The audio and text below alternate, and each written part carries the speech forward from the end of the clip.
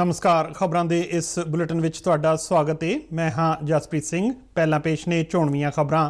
प्रधानमंत्री नरेंद्र मोदी ने भारत के G20 की प्रधानगी के लोगो, थीम अते वैबसाइट नूं जारी किया।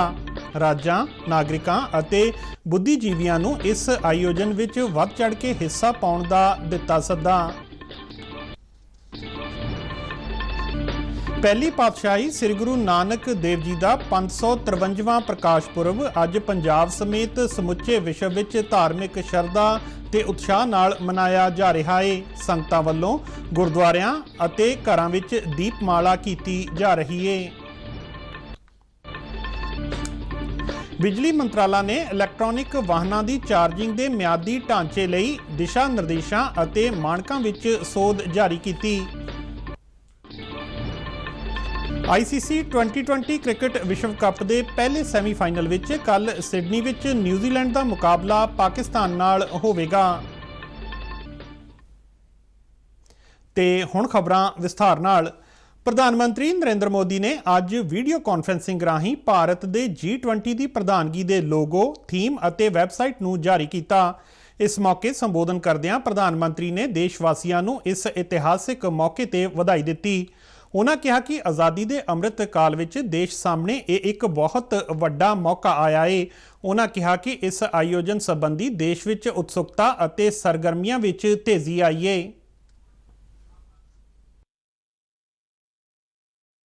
आप कल्पना कर सकते हैं कि आजादी के अमृत काल में देश के सामने ये कितना बड़ा अवसर आया है। ये हर भारतवासी के लिए गर्व की बात है, उसका गौरव बढ़ाने वाली बात है। और मुझे खुशी है कि G20 समिट को लेकर भारत में होने जा रहे इससे जुड़े आयोजनों को लेकर उत्सुकता और सक्रियता लगातार बढ़ रही है। आज जो ये लोगो लॉन्च हुआ है, उसके निर्माण में भी देशवासियों की बड़ी भूमिका रही है। प्रधानमंत्री ने कहा कि G20 का लोगो देशवासियों के सहयोग नाल मिल के बनिया है। उन्होंने कहा कि वसुदेव कुटुंबकम का सिद्धांत इस विच समाया होया है। G20 का ये लोगो केवल एक प्रतीक चिन्ह नहीं है, ये एक संदेश है, ये एक भावना है जो हमारी रगों में है। ये एक संकल्प है जो हमारी सोच में शामिल रहा है।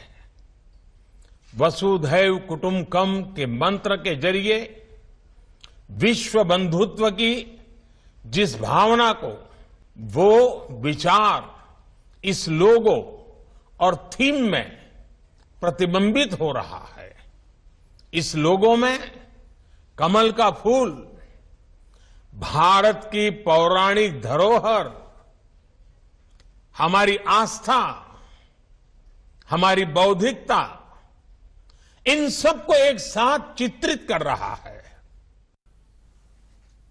प्रधानमंत्री ने देश के सारे राज्यों और राज्य सरकारों को इस विच अपने राज्यों की भूमिका का विस्तार करन अते इस तो ज्यादा लाभ लैण का सद्दा दिता। प्रधानमंत्री ने देश के सारे नागरिकों, बुद्धिजीवियों को इस आयोजन का हिस्सा बनने लई अगे आउण लई कहा।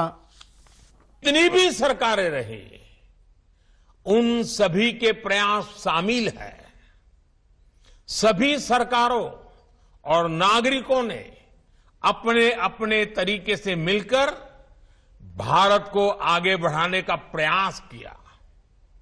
हमें इसी स्पिरिट से आज एक नई ऊर्जा के साथ पूरी दुनिया को साथ लेकर आगे बढ़ना है।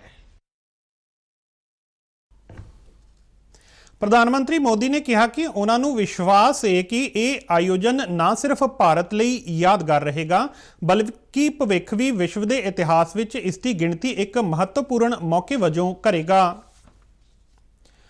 ਪਹਿਲੀ ਪਾਤਸ਼ਾਹੀ ਸ੍ਰੀ ਗੁਰੂ ਨਾਨਕ ਦੇਵ ਜੀ ਦਾ 553ਵਾਂ ਪ੍ਰਕਾਸ਼ ਪੁਰਬ ਅੱਜ ਪੰਜਾਬ ਸਮੇਤ ਸਮੁੱਚੇ ਵਿਸ਼ਵ ਵਿੱਚ ਧਾਰਮਿਕ ਸ਼ਰਧਾ ਤੇ ਉਤਸ਼ਾਹ ਨਾਲ ਮਨਾਇਆ ਜਾ ਰਿਹਾ ਹੈ। ਇਸ ਮੌਕੇ ਸ੍ਰੀ ਹਰਮੰਦਰ ਸਾਹਿਬ ਅਤੇ ਗੁਰਦੁਆਰਾ ਸ੍ਰੀ ਬੇਰ ਸਾਹਿਬ ਸੁਲਤਾਨਪੁਰ ਲੋਧੀ ਸਮੇਤ ਪੰਜਾਬ ਦੇ ਸਾਰੇ ਹੀ ਗੁਰਧਾਮਾਂ ਨੂੰ ਖੂਬਸੂਰਤੀ ਨਾਲ ਸਜਾਇਆ ਗਿਆ ਹੈ।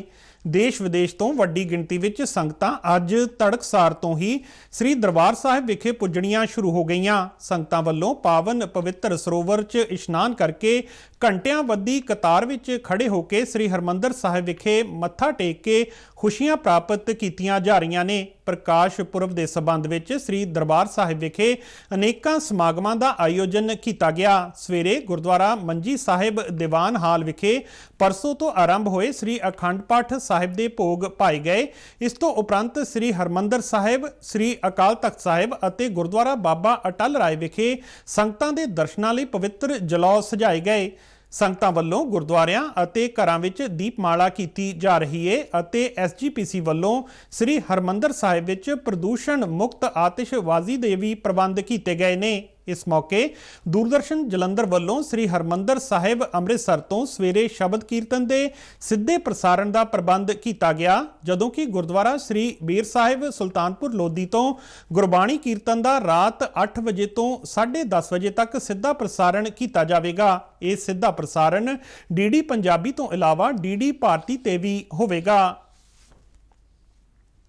ਡੇਰਾ ਬਾਬਾ ਨਾਨਕ ਵਿਖੇ ਵੀ ਅੱਜ ਵੱਡੀ ਗਿਣਤੀ ਵਿੱਚ ਸੰਗਤਾਂ ਵੱਲੋਂ ਨਤਮਸਤਕ ਹੋ ਕੇ ਗੁਰੂ ਨਾਨਕ ਦੇਵ ਜੀ ਦਾ ਪ੍ਰਕਾਸ਼ ਪੁਰਬ ਪੂਰੀ ਸ਼ਰਧਾ ਤੇ ਉਤਸ਼ਾਹ ਨਾਲ ਮਨਾਇਆ ਗਿਆ। ਸੰਗਤਾਂ ਨੇ ਗੁਰੂ ਸਾਹਿਬ ਦੇ ਅੰਤਿਮ ਚੋਲੇ ਦੇ ਦਰਸ਼ਨ ਕੀਤੇ ਅਤੇ ਪਵਿੱਤਰ ਗੁਰਬਾਣੀ ਸਰਵਣ ਕੀਤੀ। ਇਸ ਅਸਥਾਨ ਤੋਂ ਕਰਤਾਰਪੁਰ ਲਾਂਘੇ ਰਾਹੀਂ ਸੰਗਤਾਂ ਪਾਕਿਸਤਾਨ ਵਿੱਚ ਗੁਰੂ ਨਾਨਕ ਦੇਵ ਜੀ ਦੀ ਚਰਨ ਛੋਹ ਪ੍ਰਾਪਤ ਗੁਰਦੁਆਰਾ ਸ੍ਰੀ ਕਰਤਾਰਪੁਰ ਸਾਹਿਬ ਦੇ ਦਰਸ਼ਨਾਂ ਲਈ ਜਾਂਦੀਆਂ ਨੇ, ਜਿੱਥੇ ਉਹਨਾਂ ਨੇ 17 ਸਾਲ ਤੋਂ ਵੱਧ ਸਮਾਂ ਖੇਤੀਬਾੜੀ ਕੀਤੀ ਅਤੇ ਲੋਕਾਂ ਨੂੰ ਕਿਰਤ ਕਰਨ ਦਾ ਸੰਦੇਸ਼ ਦਿੱਤਾ। ਇਸ ਮੌਕੇ ਸੰਗਤਾਂ ਨੇ ਸਰਕਾਰ ਤੋਂ ਪਾਕਿਸਤਾਨ ਵਿੱਚ ਸ੍ਰੀ ਕਰਤਾਰਪੁਰ ਸਾਹਿਬ ਜਾਣ ਲਈ ਪਾਸਪੋਰਟ ਅਤੇ $20 ਦੀ ਫੀਸ ਮੁਆਫ ਕਰਨ ਦੀ ਅਪੀਲ ਕੀਤੀ, ਤਾਂ ਜੋ ਆਮ ਲੋਕ ਇਹਨਾਂ ਗੁਰਧਾਮਾਂ ਦੇ ਦਰਸ਼ਨ ਕਰ ਸਕਣ। ਗੁਰਪੁਰਬ ਦੀਆਂ ਖੁਸ਼ੀਆਂ ਵਾਸਤੇ ਸੰਗਤਾਂ ਆਈਆਂ ਨੇ, ਬਹੁਤ ਦੂਰੋਂ ਦੂਰੋਂ ਇੱਥੇ ਪਹੁੰਚੀਆਂ ਨੇ, ਕੋਈ ਦਿੱਲੀੋਂ, ਕਲਕੱਤਿਓਂ, ਬੰਬਿਓਂ, ਇੱਥੋਂ ਬਹੁਤ ਰੌਣਕਾਂ ਭਾਰੀਆਂ ਲੱਗੀਆਂ ਨੇ। ਆਪਾਂ ਇਸ ਧਰਤੀ ਨੂੰ ਨਮਸਕਾਰਨ ਆਏ ਆ, ਜਿੱਥੇ ਸਾਡੇ ਘਰ ਦੇ ਵਿੱਚ ਬਾਬੇ ਨਾਨਕ ਨੇ ਬੂਟਾ ਲਾਇਆ। ਇਹ ਪਨੀਰੀ ਆ, ਸਾਰੀ ਬਾਬੇ ਨਾਨਕ ਦੀ ਆ, ਕਿਰਪਾ ਕੀਤੀ ਆ ਬਾਬੇ ਨਾਨਕ ਨੇ। ਬਾਬਾ ਨਾਨਕ ਹਰ ਇੱਕ ਧਰਮ ਦਾ ਸਾਂਝਾ, ਮੁਸਲਮਾਨ, ਸਿੱਖ, ਈਸਾਈ, ਹਰ ਇੱਕ ਧਰਮ ਦਾ ਏਕ ਹੈ। ਏਕ ਨੂਰ ਤੇ ਸਭ ਜਗ ਕੌਣ ਭਲੇ ਕੌਣ ਮੰਦੇ, ਹਰ ਇੱਕ ਦਾ ਏਕ ਹੈ। ਇਹ ਬਾਬਾ ਨਾਨਕ ਹਰ ਇੱਕ ਧਰਮ ਦਾ ਸਾਂਝਾ ਹੈ। ਇਹ ਗੁਰੂ ਨਾਨਕ ਸਾਹਿਬ ਨੇ ਡੇਰਾ ਬਾਬਾ ਨਾਨਕ ਸਿਮਰਨ ਕੀਤਾ, ਦੁਨੀਆ ਦਾ ਆਧਾਰ ਕੀਤਾ, ਦੁਨੀਆ ਨੂੰ ਸਿੱਧੇ ਰਸਤੇ ਲਾਇਆ। ਕਰਤਾਰਪੁਰ ਸਾਹਿਬ ਸਤਿਗੁਰਾਂ ਨੇ ਖੇਤੀ ਕੀਤੀ, ਉੱਥੇ ਉਹਨਾਂ ਦੇ ਬਾਗ ਤੇ ਸਭ ਜਗ੍ਹਾ ਹੈ ਨੇ, ਦਰਸ਼ਨ ਕਰਨ ਨੂੰ ਬਹੁਤ ਚੰਗਾ ਲੱਗਾ। ਮੁੱਖ ਮੰਤਰੀ ਭਗਵੰਤ ਮਾਨ ਨੇ ਗੁਰੂ ਨਾਨਕ ਦੇਵ ਜੀ ਦੇ ਪ੍ਰਕਾਸ਼ ਪੁਰਬ ਮੌਕੇ ਤੇ ਅੱਜ ਤਖਤ ਸ੍ਰੀ ਕੇਸਗੜ੍ਹ ਸਾਹਿਬ ਵਿਖੇ ਮੱਥਾ ਟੇਕਿਆ ਅਤੇ ਸੂਬੇ ਵਿੱਚ ਫਿਰਕੂ ਸਾਂਝ, ਸ਼ਾਂਤੀ ਅਤੇ ਭਾਈਚਾਰੇ ਲਈ ਅਰਦਾਸ ਕੀਤੀ। ਇਸ ਮੌਕੇ ਤੇ ਪੱਤਰਕਾਰਾਂ ਨਾਲ ਗੈਰ ਰਸਮੀ ਗੱਲਬਾਤ ਵਿੱਚ ਉਹਨਾਂ ਕਿਹਾ ਕਿ ਪੰਜਾਬ ਵਿੱਚ ਆਨੰਦ ਮੈਰਿਜ ਐਕਟ ਨੂੰ ਇਨ-ਬਿਨ ਲਾਗੂ ਕੀਤਾ ਜਾਵੇਗਾ। ਉਹਨਾਂ ਕਿਹਾ ਕਿ ਇਸ ਐਕਟ ਨੂੰ 2016 ਵਿੱਚ ਨੋਟੀਫਾਈ ਕੀਤਾ ਗਿਆ ਸੀ।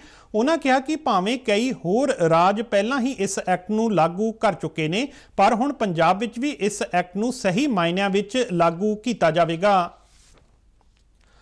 ਭਾਰਤੀ ਜਨਤਾ ਪਾਰਟੀ ਦੇ ਕੌਮੀ ਜਨਰਲ ਸਕੱਤਰ ਤਰੁਣ ਚੁੱਗ ਨੇ ਸ੍ਰੀ ਗੁਰੂ ਨਾਨਕ ਦੇਵ ਜੀ ਦੇ ਸ਼ਾਂਤੀ ਅਤੇ ਭਾਈਚਾਰੇ ਦੇ ਸੁਨੇਹੇ ਨੂੰ ਯਾਦ ਕਰਦਿਆਂ ਕਿਹਾ ਕਿ ਉਹਨਾਂ ਦਾ ਇਹ ਸੁਨੇਹਾ ਅੱਜ ਦੇ ਸੰਦਰਭ ਵਿੱਚ ਬਹੁਤ ਢੁਕਵਾਂ ਹੈ ਅਤੇ ਮਨੁੱਖਤਾ ਲਈ ਇੱਕ ਚਾਨਣ ਮੁਨਾਰੇ ਵਾਂਗ ਹੈ। ਉਹਨਾਂ ਕਿਹਾ ਕਿ ਸਾਨੂੰ ਸਾਰਿਆਂ ਨੂੰ ਗੁਰੂ ਨਾਨਕ ਦੇਵ ਜੀ ਵੱਲੋਂ ਦਿਖਾਏ ਗਏ ਸਰਬ ਸਾਂਝੀਵਾਲਤਾ ਦੇ ਰਾਹ ਤੇ ਚੱਲਦਿਆਂ ਮਨੁੱਖਤਾ ਦੀ ਸੇਵਾ ਕਰਨੀ ਚਾਹੀਦੀ ਹੈ। ਤਰੁਣ ਚੁੱਗ ਨੇ ਗੁਰਪੁਰਬ ਮੌਕੇ ਅੱਜ ਗੁਰਦੁਆਰਾ ਬੰਗਲਾ ਸਾਹਿਬ ਵਿਖੇ ਮੱਥਾ ਟੇਕਿਆ ਅਤੇ ਸੇਵਾ ਕੀਤੀ। ਦਰਬਾਰ ਸੰਪਰਦਾਇ ਲੋਪੋਂ ਵੱਲੋਂ ਸ੍ਰੀ ਗੁਰੂ ਨਾਨਕ ਦੇਵ ਜੀ ਦੇ ਪ੍ਰਕਾਸ਼ ਪੁਰਬ ਮੌਕੇ ਰਵਾਇਤੀ ਢੰਗ ਨਾਲ ਨਗਰ ਕੀਰਤਨ ਸਜਾਇਆ ਗਿਆ। ਵੱਡੀ ਗਿਣਤੀ ਵਿੱਚ ਸੰਗਤਾਂ ਨੇ ਇਸ ਨਗਰ ਕੀਰਤਨ ਵਿੱਚ ਸ਼ਾਮਲ ਹੋ ਕੇ ਲੋਪੋਂ ਨਗਰ ਦੀ ਪਰਿਕਰਮਾ ਕੀਤੀ। ਰਾਹ ਵਿੱਚ 4 ਪੜਾਵਾਂ ਤੇ ਨਗਰ ਕੀਰਤਨ ਦੇ ਵਿਸ਼ਰਾਮ ਦੌਰਾਨ ਢਾਡੀ ਅਤੇ ਕੀਰਤਨੀ ਜਥਿਆਂ ਨੇ ਗੁਰੂ ਜਸ ਗਾਇਨ ਕੀਤਾ ਅਤੇ ਸੰਪਰਦਾਇ ਦੇ ਮੁਖੀ ਸੰਤ ਜਗਜੀਤ ਸਿੰਘ ਲੋਪੋ ਨੇ ਸੰਗਤਾਂ ਨੂੰ ਸ੍ਰੀ ਗੁਰੂ ਨਾਨਕ ਦੇਵ ਜੀ ਵੱਲੋਂ ਦਰਸਾਏ ਸੱਚੇ ਸੁੱਚੇ ਵੰਡ ਛਕੋ ਅਤੇ ਕਿਰਤ ਕਰੋ ਦੇ ਮਾਰਗ ਤੇ ਚੱਲਣ ਦਾ ਸੁਨੇਹਾ ਦਿੱਤਾ। ਇਸ ਨਗਰ ਕੀਰਤਨ ਵਿੱਚ ਸੰਗਤਾਂ ਤੋਂ ਇਲਾਵਾ ਬੈਂਡ ਅਤੇ ਗੱਤਕਾ ਪਾਰਟੀਆਂ ਅਤੇ ਸਕੂਲੀ ਬੱਚਿਆਂ ਨੇ ਵੀ ਵੱਡੀ ਗਿਣਤੀ ਵਿੱਚ ਸ਼ਿਰਕਤ ਕੀਤੀ। ਨਗਰ ਕੀਰਤਨ ਦੇ ਰਾਹ ਵਿੱਚ ਸੰਗਤਾਂ ਵੱਲੋਂ ਗੁਰੂ ਦੇ ਲੰਗਰ ਵੀ ਅਟੁੱਟ ਵਰਤਾਏ ਗਏ। ਇਸ ਦੌਰਾਨ ਕੱਤਕ ਪੂਰਨਿਮਾ ਦੇ ਮੌਕੇ ਅਤੇ ਚੰਦਰ ਗ੍ਰਹਿਣ ਨੂੰ ਦੇਖਦਿਆਂ ਲੱਖਾਂ ਸ਼ਰਧਾਲੂਆਂ ਨੇ ਅੱਜ ਉੱਤਰਾਖੰਡ ਦੇ ਹਰਿਦੁਆਰ ਵਿਖੇ ਇਸ਼ਨਾਨ ਕੀਤੇ। ਲੋਕਾਂ ਨੇ ਗੰਗਾ ਤੱਟ ਤੇ ਸੂਰਜ ਦੀ ਪੂਜਾ ਅਰਚਨਾ ਕੀਤੀ। ਉਧਰ ਚੰਦਰ ਗ੍ਰਹਿਣ ਸ਼ੁਰੂ ਹੋਣ ਤੋਂ ਪਹਿਲਾਂ ਬਦਰੀਨਾਥ ਧਾਮ ਦੇ ਕਪਾਟ ਬੰਦ ਕਰ ਦਿੱਤੇ ਗਏ। ਚੰਦਰ ਗ੍ਰਹਿਣ ਦੀ ਸਮਾਪਤੀ ਤੇ ਸ਼ਾਮ 6:25 ਤੋਂ ਫਿਰ ਤੋਂ ਕਪਾਟ ਖੋਲ ਦਿੱਤੇ ਗਏ ਨੇ। ਅੱਜ ਇਸ ਸਾਲ ਦਾ ਦੂਸਰਾ ਪੂਰਾ ਚੰਦਰ ਗ੍ਰਹਿਣ ਲੱਗਿਆ। ਇਹ ਗ੍ਰਹਿਣ ਏਸ਼ੀਆ, ਆਸਟ੍ਰੇਲੀਆ, ਉੱਤਰੀ ਅਮਰੀਕਾ, ਦੱਖਣੀ ਅਫਰੀਕਾ ਦੇ ਵਧੇਰੇ ਹਿੱਸਿਆਂ, ਉੱਤਰੀ ਅਤੇ ਪੂਰਬੀ ਯੂਰਪ, ਉੱਤਰੀ ਅਟਲਾਂਟਿਕ ਮਹਾਸਾਗਰ ਅਤੇ ਪ੍ਰਸ਼ਾਂਤ ਮਹਾਸਾਗਰ ਵਿੱਚ ਦੇਖਿਆ ਗਿਆ। ਚੰਦਰ ਗ੍ਰਹਿਣ ਭਾਰਤੀ ਸਮੇਂ ਅਨੁਸਾਰ ਦੁਪਹਿਰ 2:39 ਤੋਂ ਸ਼ੁਰੂ ਹੋਇਆ ਅਤੇ ਪੂਰਨ ਗ੍ਰਹਿਣ 3:46 ਤੇ ਦਿਖਾਈ ਦਿੱਤਾ। ਦੇਸ਼ ਦੇ ਪੂਰਬੀ ਹਿੱਸਿਆਂ ਵਿੱਚ ਕੋਲਕਾਤਾ ਅਤੇ ਗੁਹਾਟੀ ਵਿੱਚ ਚੰਦਰ ਗ੍ਰਹਿਣ ਦੀ ਸ਼ੁਰੂਆਤ ਹੀ ਨਜ਼ਰ ਆਈ। ਚੰਦਰ ਗ੍ਰਹਿਣ ਪੂਰਨਮਾਸ਼ੀ ਦੇ ਦਿਨ ਲੱਗਦਾ ਹੈ ਜਦੋਂ ਧਰਤੀ ਸੂਰਜ ਅਤੇ ਚੰਨ ਦੇ ਵਿਚਕਾਰ ਆ ਜਾਂਦੀ ਹੈ ਅਤੇ ਇਹ ਤਿੰਨੋਂ ਇੱਕੋ ਸੇਧ ਵਿੱਚ ਰਹਿੰਦੇ ਨੇ। ਭਾਰਤ ਵਿੱਚ ਅਗਲਾ ਚੰਦਰ ਗ੍ਰਹਿਣ 28 ਅਕਤੂਬਰ 2023 ਨੂੰ ਲੱਗੇਗਾ, ਜਿਹੜਾ ਅੰਸ਼ਿਕ ਚੰਦਰ ਗ੍ਰਹਿਣ ਹੋਵੇਗਾ। ਬਿਜਲੀ ਮੰਤਰਾਲਾ ਨੇ ਇਲੈਕਟ੍ਰੋਨਿਕ ਵਾਹਨਾਂ ਦੀ ਚਾਰਜਿੰਗ ਦੇ ਮਿਆਦੀ ਢਾਂਚੇ ਲਈ ਦਿਸ਼ਾ ਨਿਰਦੇਸ਼ਾਂ ਅਤੇ ਮਾਨਕਾਂ ਵਿੱਚ ਸੋਧ ਜਾਰੀ ਕੀਤੀ ਹੈ।